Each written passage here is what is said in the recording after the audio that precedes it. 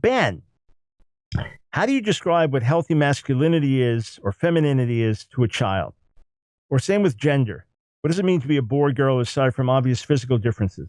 Again, when trying to teach children, say in elementary school, here's where I would lean into the most typical behaviors of boys, the most typical behaviors of girls, the most typical sensitivities of boys and of girls, the most typical blind spots of boys and girls.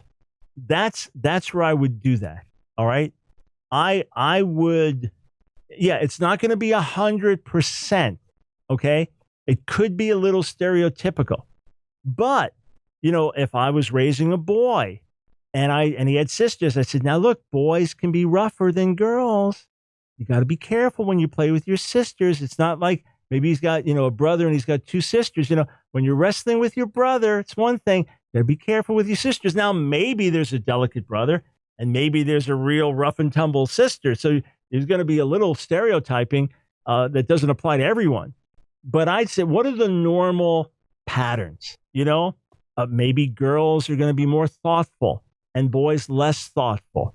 What are the normal patterns with a man and a woman? The father is going to be more kind of, let's go out and take a risk, and the mother more careful and concerned, and the father, everything's going to be all right, and the mother seeing the need. And just generally speaking, look at male-female behaviors.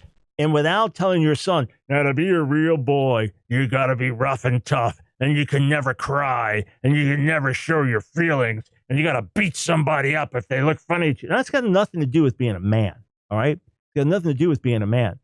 But you may want to tell your son, hey, you gotta watch out for your sisters.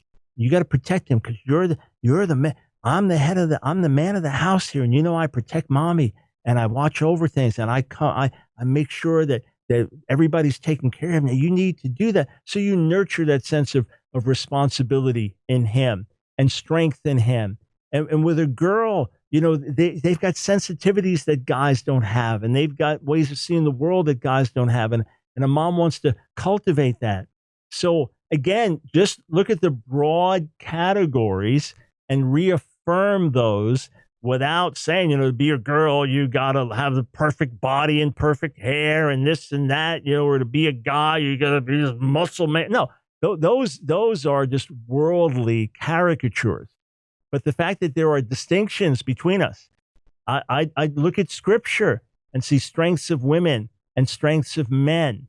I'd sit down with a spouse and say, okay, what do I do well as a man, but I don't do well as a man? What do you do well as a woman, but you don't do well as a woman? What are your strengths as a mother, my strength as a father? And let's try to communicate the good things into our kids and warn against the bad things. And do it in general terms that are generally true. Hey, friends, I hope you enjoyed that video. If you did, click on one of the boxes on the screen, check out another one of our videos, and be sure to subscribe and hit that notification bell so that you don't miss a single video. We discovered that about 60% of you that are watching our videos aren't subscribers. So subscribe today.